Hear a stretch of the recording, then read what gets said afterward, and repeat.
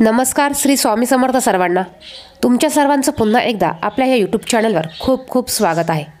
तर बघा, उद्या शनिवारी 30 डिसेंबर 2023 रोजी वर्षातील शेवटची संकष्टी चतुर्थी आलेली आहे. या संकष्टी चतुर्थीला मार्गशीर्ष संकष्टी चतुर्थी असे देखील म्हणतात. बघा, ही वर्षातली शेवटची चतुर्थी आहे आणि बघा, प्रत्येक तिथीला आपण काही वेगवेगळे हे उपाय करत असतो.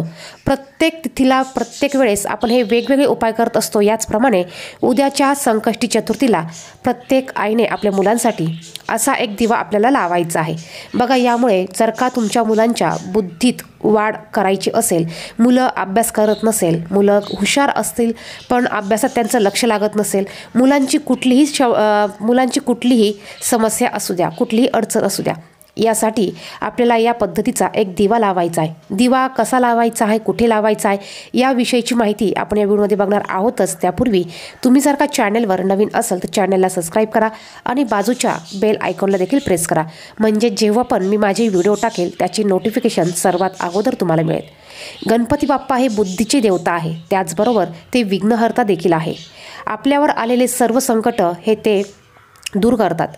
जे कोणी संकष्टी चतुर्थीचे व्रत करत असतील त्याच्या जीवनातील, त्याच्या आयुष्यातील सर्व संकट हे विघ्नहर्ता, हे गणपती बाप्पा हे दूर करतात. यासाठी आपण सर्वांनी संकष्टी चतुर्थीचे व्रत हे केले पाहिजे. आता सकाळी सगळ्यात अगोदर आपल्याला उठल्यानंतर आपली देवपूजा करायची आहे. देवपूजा करताना आपल्याला आपल्या गणपती बाप्पांना अभिषेक घालायचा आहे. बघा, अभिषेक तुम्ही पाण्याने घालू शकतात, अभिषेक तुम्ही पंचामृताने देखील घालू शकतात.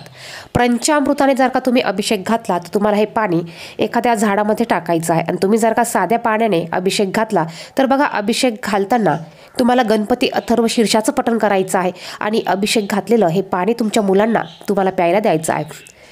यामुळे बघा, मुलांच्या बुद्धीत विकासात वाढ होते.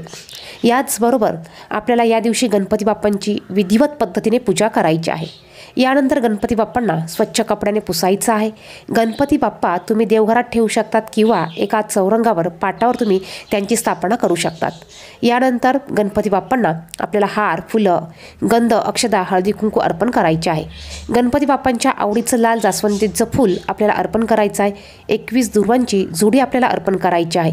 आणि यानंतर गणपती बाप्पांना आपल्याला नैवेद्य दाखवायचा आहे. नैवेद्यामध्ये तुम्ही मोदक दाखवू शकतात किंवा गोड खोबऱ्याचा नैवेद्य तुम्ही दाखवू शकतात. यानंतर गणपती बाप्पांना आपल्याला नमस्कार करायचा आहे. तर बघा, आपल्याला आधी ही गणपती बाप्पांची पूजा करून घ्यायची आहे. यानंतर हा उपाय तुम्ही दिवसभरात केव्हाही करू शकतात. फक्त अगोदर तुम्हाला देवपूजा करून घ्यायची आहे, गणपती बाप्पांची पंचोपचारे पूजा करून घ्यायची आहे. त्यानंतर तुम्ही हा उपाय करू शकतात. उपाय करण्यासाठी तुम्हाला एक दिवा घ्यायचा आहे. तुम्ही अगदी पंती देखील घेऊ शकतात किंवा तुम्ही धातूचा दिवा घेतला तरी चालेल. यामध्ये तुम्हाला जोड वात घालायची आहे. यामध्ये मोहरीचं तेल तुम्हाला वापरायचं आहे. मोहरीचं तेल नसेल तर तुम्ही इतर कोणतंही तेल वापरलं तरी चालेल. त्यामध्ये थोडीशी तुम्हाला पिवळी मोहरी ही टाकायची आहे. यानंतर बघा, आपल्याला हा दिवा गणपती बाप्पांसमोर प्रज्वलित करायचा आहे.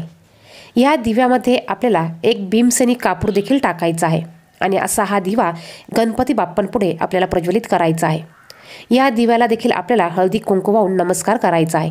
तुमची कुठली समस्या असेल, अडचण असेल, इच्छापूर्तीसाठी तुम्ही जर का हा दिवा लावत असेल, मुलांसाठी तुम्ही हा दिवा लावत असेल तर तुम्हाला ती इच्छा मनात ठेवून हा दिवा लावायचा आहे. तुम्हाला गणपती बाप्पांना नमस्कार करून ती इच्छा पूर्ण करण्यासाठी प्रार्थना करायची आहे. आता तुमची मुलं घरी असली किंवा बाहेरगावी असली तरीसुद्धा तुम्ही हा उपाय घरी करू शकतात. हा दिवा तुम्हाला दिवसभर असाच ठेवायचा आहे. यानंतर दुसऱ्या दिवशी बघा, या दिव्यातलं हे जे साहित्य आहे ते तुम्हाला निर्मल्यात टाकायचं आहे आणि हा दिवा पुन्हा तुम्हाला स्वच्छ करून ठेवायचा आहे, म्हणजे पुढच्या वेळेस पुन्हा तुम्ही हा दिवा उपयोगात आणू शकतात. तर बघा, अशा पद्धतीने तुम्ही जर का दिवा लावला तर तुमच्या मुलांच्या सर्व इच्छा, सर्व अडचणी ह्या दूर होणार आहे. जीही काही संकटे, विघ्न असतील मुलांवर ती देखील दूर होणार आहे.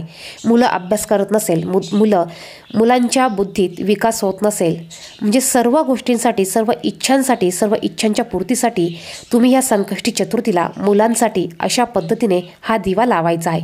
तसं बघितलं तर तुम्ही प्रत्येक संकष्टी चतुर्थीला मुलांसाठी आईने हा दिवा लावू शकतात.